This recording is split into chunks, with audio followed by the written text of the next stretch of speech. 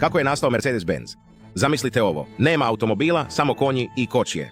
Pojavljuje se Karl Benz, mehanički genij, koji 1886. godine patentira prvi automobil na benzinski pogon, trokolica, koja je više nalikovala otmjenom triciklu nego bilo kojem automobilu koji smo vidjeli. Otprilike u isto vrijeme, još jedan izumitelj, Gottlieb Daimler i njegov prijatelj Wilhelm Maybach, radili su na vlastitoj motoriziranoj kočiji. Zanimljiva činjenica, Benz i Daimler se zapravo nikada nisu upoznali.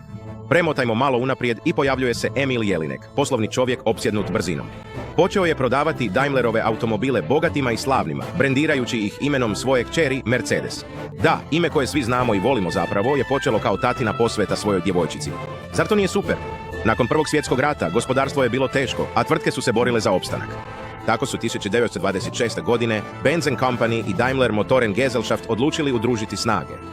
I tako je rođen Mercedes-Benz. Njihov logo, trokraka zvijezda, simbolizira kopno, more i zrak, naglašavajući njihovu ambiciju da motoriziraju sve oblike prijevoza. Od tada su pioniri u automobilskoj inovaciji, od luksuznih limuzina do najmodernijih električnih automobila. Nevjerojatno je pomisliti da je sve počelo s nekoliko izumitelja koji su eksperimentirali u svojim radionicama. Dakle, sljedeći put kad vidite onaj elegantni Mercedes-Benz kako prolazi, znaćete da se iza tog sjajnog amblema krije bogata povijest. Pratite nas za još povijesti i inovacija.